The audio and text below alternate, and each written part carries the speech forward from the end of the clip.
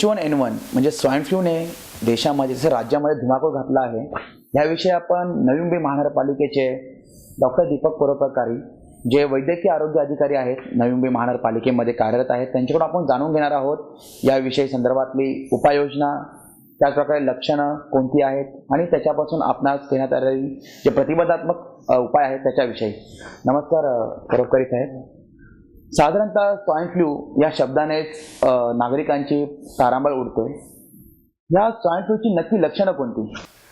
Swine flu म्हणजे कसं की कॉमन कोल्डच आहे. फ्लू एक प्रकारचा असतो. ह्याच्यामध्ये आपल्याला म्हणजे कॉमन कोल्ड जरी असला तरी आपल्या त्याच्या लक्षणावर जे आहे त्याच्यावर लक्ष ठेवावं लागतं. बेसिकली सर्दी, खोकला, हे येणं, डोकेदुखी, अंगदुखी हे बेसिक लक्षणं आहेत, आपल्याला जाणवतात की कॉमन कोल्डमध्ये येतात, फ्ल्यूमध्ये येतात.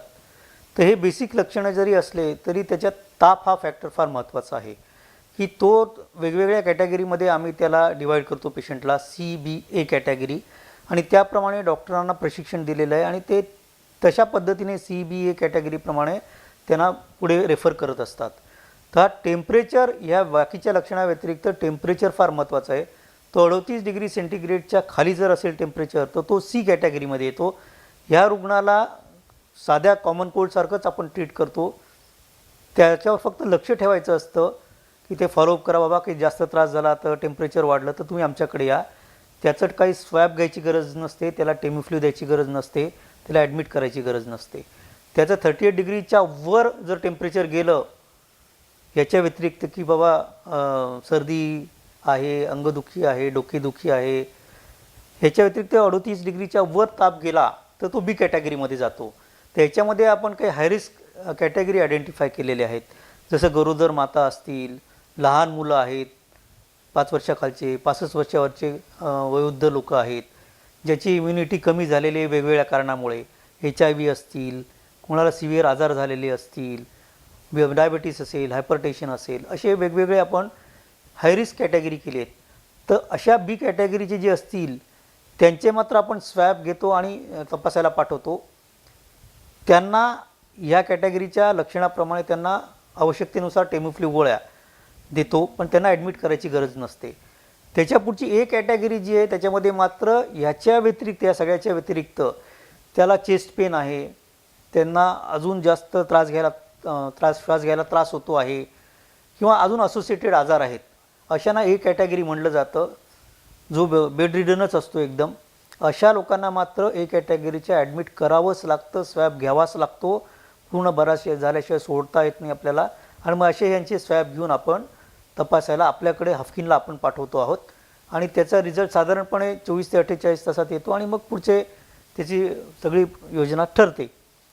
तर अशा पद्धतीने आपण CBA कॅटेगरीप्रमाणे पेशंटचं वर्गीकरण करतो. लक्षणं असते आणि ते फक्त जे सामान्य माणसांनी मात्र लक्ष ठेवायला पाहिजे की कॉमन कोल्ड जरी असलं तरी ते थंडीचे दिवस आहेत, होत राहतं असं म्हणून टाळू नये. डॉक्टरांना दाखवणं टाळू नये, डॉक्टरांशी संपर्क साधावा आणि मग डॉक्टर ठरवतील कोणत्या कॅटेगरीमध्ये बसतो.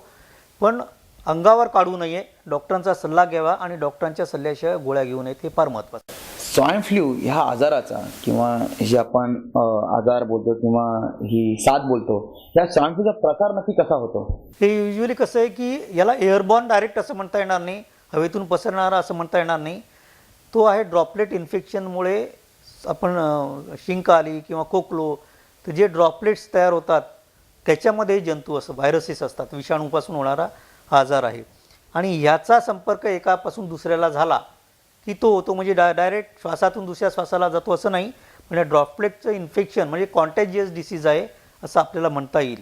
तर या अशा पद्धतीने त्याचं आपल्याला लक्षात येतं की एका माणसापासून दुसऱ्या माणसाला याचा प्रसार होतो. स्वाईन फ्लूचा म्हणजे स्वाईन फ्लू ज्यांना तीव्र झाला आहे, आजार झाला आहे, त्यांना आरोग्याविषयीचा कोणता धोका निर्माण होऊ शकतो? स्वाईन फ्लू झालेल्यांना जेव्हा स्वॅब पॉझिटिव्ह येतो त्याच्यानंतर मग त्याच्या कॅटेगरीप्रमाणे त्याला ॲडमिट केलेलं असतं आणि नंतर डिस्चार्ज केला जातो. परंतु महत्त्वाचं आहे की जर लवकर डॉक्टरांचा सल्ला घेतला नाही आणि 48 तासाच्या आत त्याला जर गोळ्या दिल्या गेल्या नाहीत तर मात्र असं जाणवलं आहे आम्हाला पूर्वीसुद्धा की अशा पेशंटला लवकर ते बरं होण्यामध्ये त्रास होतो. मग त्याला श्वास घेण्यासाठी त्रास होतो, रेस्पिरेटरी फेल्युअर होतं आणि त्याच्यामुळे त्याचा मृत्यू होऊ शकतो. त्यामुळे हे फार महत्त्वाचं की श्वासाकडे फार लक्ष द्यायला पाहिजे. चेस्ट पेन होतं आहे का, तोंडात ठुंकीद्वारे रक्त पडतं आहे का, हे बघायला पाहिजे. आणि हे अशा पद्धतीने हे पेशंट ए कॅटेगरीचे पुढच्या ड्रेडेड म्हणजे मृत्यू साईडला जाणाऱ्या लक्षणामध्ये जाऊ शकतात. त्यामुळे थोडं काळजी घेणं अत्यंत गरजेचं आहे. स्वाईन फ्लू ज्या नागरिकाला किंवा व्यक्तीला होतो त्यांनी काय केले पाहिजे? स्वाईन फ्लू जो झालेला असतो त्यांनी बेसिकली एक काम करायला पाहिजे की त्यांच्यापासून दुसऱ्याला आजार होऊ नये. जेव्हा त्यांचा स्वॅब पॉझिटिव्ह येतो किंवा ते कॉन्टॅक्ट्समध्ये असतात, तर ज्याला आजार झालेला असेल त्यांनी खोकताना तोंडावर रुमाल धरावा, शिंकताना रुमाल धरावा. हे फार महत्त्वाचं आहे. गर्दीत जाऊ नये. लहान मुलं असतील तर त्यांनी शाळेत जाऊ नये. या गोष्टी केल्या म्हणजे प्रसार होणार नाही, हे महत्त्वाचं आहे. आणि त्यांच्या घरातल्यांनी सुद्धा काळजी घ्यायला पाहिजे की पर्सनल हायजीन, कारण हा कॉन्टॅजियस आहे, एकापासून दुसऱ्याला होतो. त्यामुळे अशा पद्धतीचं ते कॉन्टॅक्ट जो आहे तो कॉन्टॅजियस असल्यामुळे हे टाळावं. गर्दीत जाणं टाळावं. मुलांनी शाळेत जाणं, स्टुडंट्सनी कॉलेजमध्ये मुलांनी जाणं टाळावं. ह्या गोष्टी त्यांनी करणं गरजेचं आहे. स्वाईन फ्लूची साथ शहरात सक्रिय असताना किंवा राज्यामध्ये सक्रिय असताना जे सार्वजनिक संस्था आहेत म्हणजे कामाची ठिकाणं, शाळा, महाविद्यालय यांनी कोणत्या गोष्टी नाकारल्या आणि एक्सेप्ट केल्या पाहिजे, म्हणजे कोणत्या गोष्टी प्रतिबंधात्मक त्यांनी कारवाई केली पाहिजे? हे असं आहे की आपल्याला माहिती आहे की हा कॉन्टॅजियस आहे, हे म्हणजे थोडक्यात लोक साध्या भाषेत हवेत नव्हतं असं म्हणलं जातं. तर निश्चितच गर्दी शक्यतो टाळावी, गॅदरिंग टाळावी. टीचर्सनी, मुख्याध्यापकांनी किंवा प्रिन्सिपल्सनी स्टुडंट्सच्याकडे लक्ष ठेवायला पाहिजे. बेसिकली शाळेतल्या मुख्याध्यापकांनी, टीचरनी लक्ष ठेवावं की मुलं काय आजारी आहे का, त्याला समजून सांगायला पाहिजे. त्यांच्या पॅरेंट्सना समजून सांगायला पाहिजे की आजारी असेल तर अशा सध्याच्या परिस्थितीमध्ये शक्यतो त्याला घरीच ठेवा, इथे आणू नये, कारण गर्दीमध्ये येईल तो, एकापासून दुसऱ्याला होईल. त्यामुळे गॅदरिंग टाळणे आणि अशा कोणाला कॉमन कोल्ड फ्ल्यूसारखे लक्षणं असतील तर लगेच पॅरेंट्सना सांगून त्यांच्यावर लक्ष ठेवणे, त्यांना आयसोलेट घरी करून ठेवणे हे फार गरजेचं आहे. स्वाईन फ्लूवर कोणत्या प्रकारचा औषध उपचार नवी मुंबई महानगरपालिकेकडे उपलब्ध आहे? स्वाईन फ्लूचं बघा कसं आहे की महत्त्वाचं आहे, त्याला टेम्युफ्ल्यू म्हणजे ऑझिल्टॅमाव्हिर जी गोळी आहे त्याला टेम्युफ्ल्यू आपण साध्या भाषेत म्हणतो, ही गोळी त्याच्यावर लागू असते. त्यामुळे ती लगेच लक्षणं दिसले, डॉक्टरांनी सल्ला दिला, त्या कॅटेगरीमध्ये बसत असेल तर ती लवकरात लवकर घ्यायला पाहिजे. ही टेम्युफ्ल्यू गोळी दिली की पेशंट बरा होतो आणि त्याच्यावर लक्ष ठेवता येतं.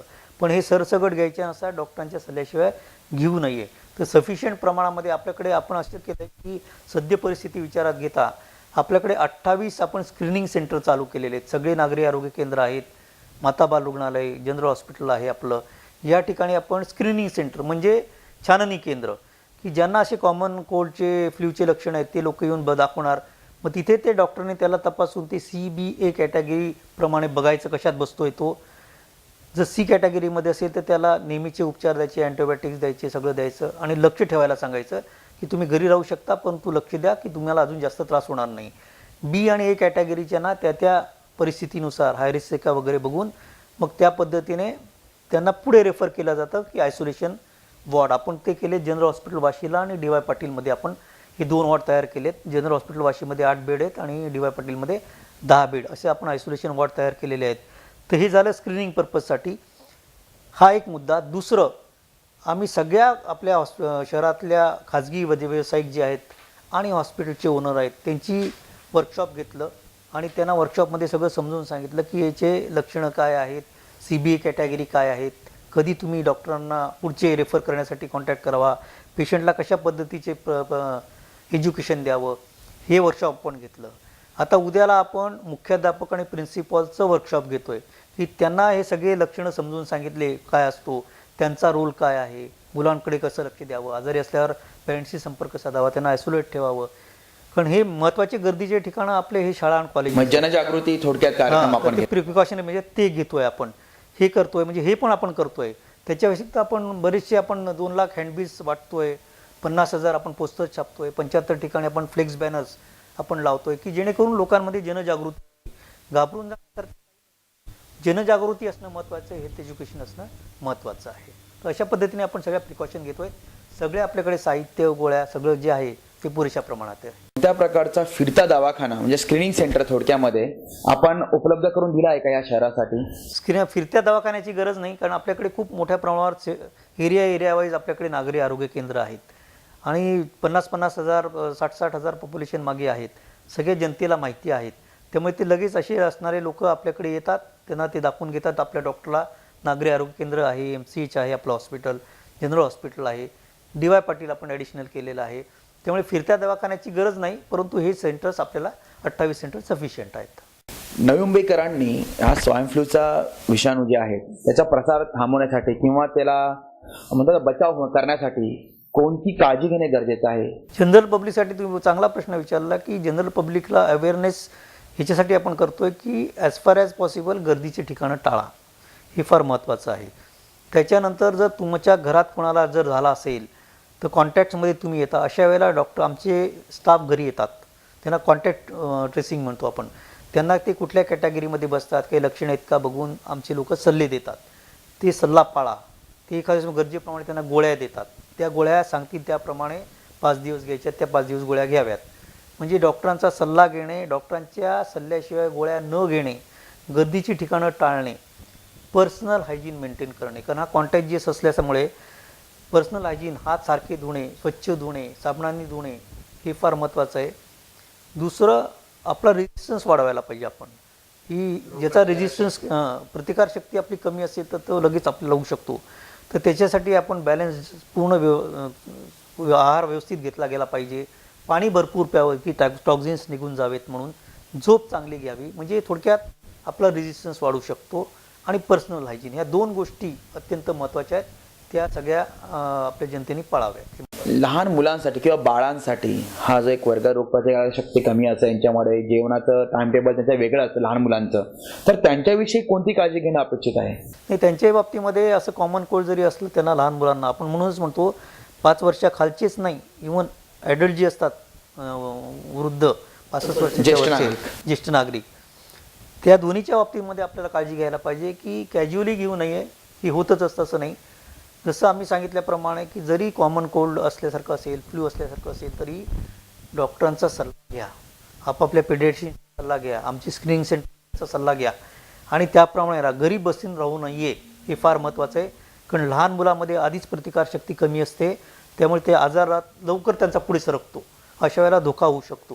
त्यामुळे लहान मुलांसाठी डॉक्टरांचा सल्ल्याने चालावे हे अत्यंत महत्त्वाचं आहे. घरच्या घरी चालतंय कॉमन कोल्ड दखून जाईल असं कृपया विचार करून. शेवटचा प्रश्न, नवी मुंबईकरांना आपण काय संदेश द्याल या संबंधित? की घाबरून जाण्यासारखं काही कारण नाही.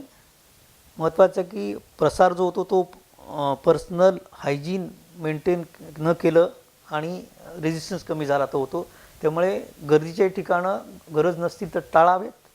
दुसरं, पर्सनल हायजीन मेंटेन करावी, हात वारंवार धुवावेत.